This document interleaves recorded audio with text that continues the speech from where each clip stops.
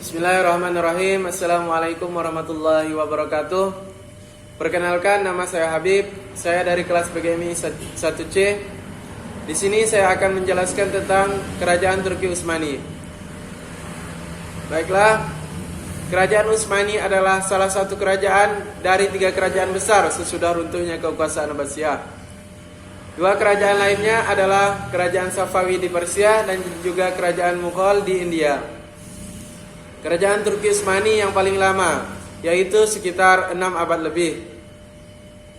Sejarah berdirinya kerajaan didirikan oleh Utsman, putra Ertugrul, yang memerintah pada tahun 1290 sampai 1326 Masehi.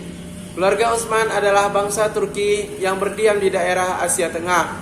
Karena tekanan bangsa Mongol, mereka lari dan bergabung dengan kerajaan Turki Seljuk. Ketika kerajaan Turki Seljuk kalah dari bangsa Mongol, keluarga Utsmani mendeklarasikan berdirinya kerajaan Turki Utsmani.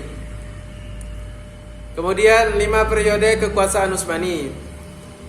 Periode 1 yaitu pada tahun 1299 sampai 1402, pertumbuhan dan perkembangan kekuasaan yang disusul dengan perluasan wilayah hingga menyeberang ke daratan Eropa. Kekuatan Timur Lain kemudian dapat membendung langkah maju Turki Utsmani, di mana mereka dapat merebut wilayah timur kerajaan pada tahun 1402. Kemudian periode kedua, yaitu pada tahun 1403 sampai 1566. Masa transisi, anak-anak Bayazid berebut kekuasaan sampai akhirnya dikuasai penuh oleh Muhammad Al-Fatih menaklukkan Konstantinopel pada tahun 1453. Sementara Salim menaklukkan Mesir pada tahun 1517.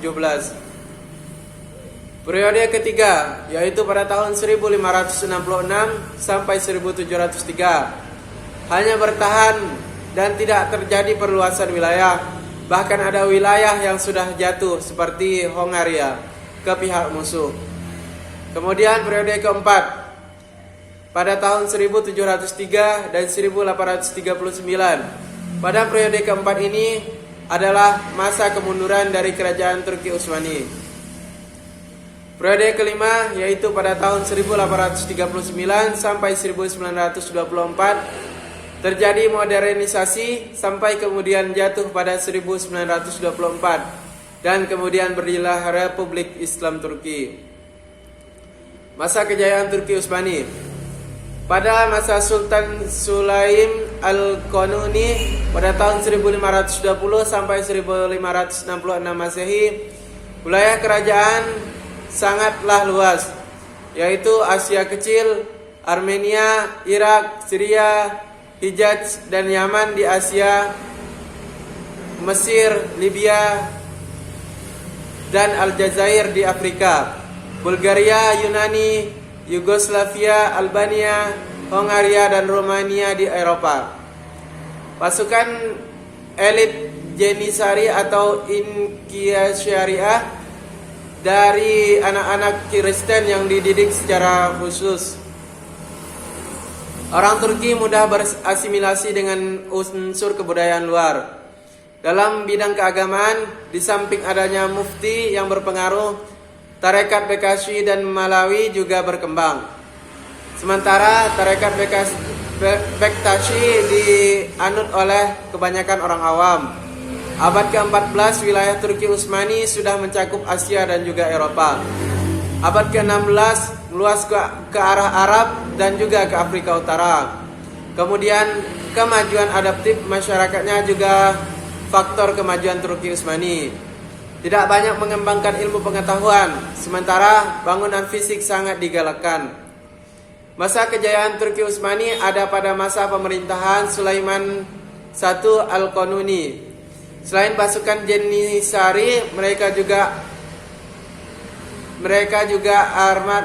armada laut yang kuat, dikuasai Laut Tengah, Laut Hitam, Laut Merah, Laut Arab, dan juga Teluk Persia di Lautan Hindia. Tarekat Maulawiyah Maulana Jalaluddin Rumi pada tahun 1273 Masehi berkembang pada masa Turki Utsmani, yaitu dianut oleh kalangan elit.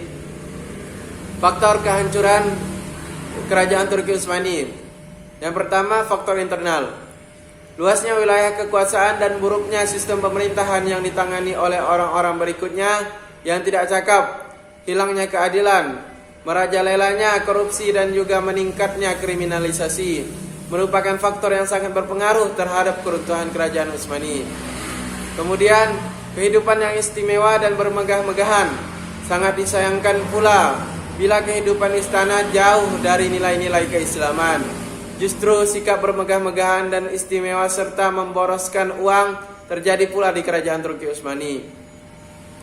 Kemudian merosotnya perekonomian negara dan pemborosan harta dan perperangan Turki yang mengalami kekalahan terus-menerus. Kemudian faktor eksternal, yaitu timbulnya gerakan nasionalisme.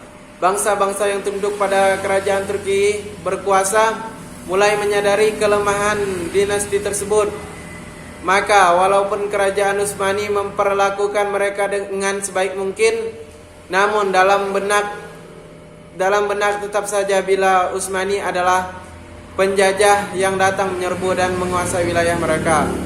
Kemudian pengaruh kehidupan yang masuk ke istana, penyimpangan orientasi mereka ini membuat terlena dengan kekuasaan wilayah, keluasan wilayah sehingga membuat mereka meninggalkan perkembangan.